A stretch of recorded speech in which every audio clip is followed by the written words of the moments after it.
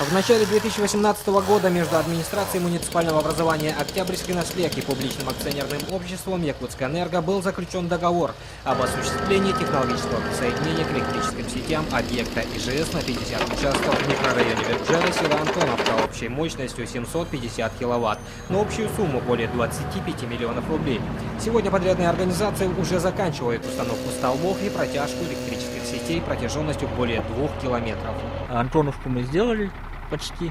Так, осталось провода. Сейчас молодежку будем делать. Думаю, насчет монтажа СИПа, монтажа столбов и все такое. К осени, я думаю, через 10 дней закончим.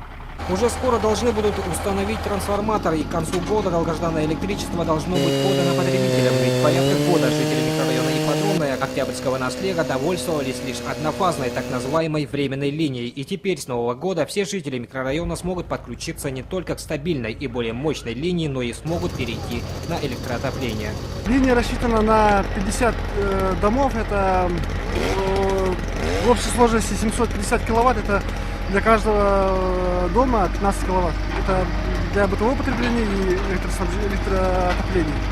И когда по договору они должны будут сдать все работы? Ну, срок договора составляет 1 год. И по плану уже в этом году мы должны закончить строительство. До начала ноября в Нюрбе стояла весьма теплая погода. Благодаря этому подрядчики сумели выполнить больший фронт работ. Сейчас зима внесла свои коррективы, и работы значительно замедлились.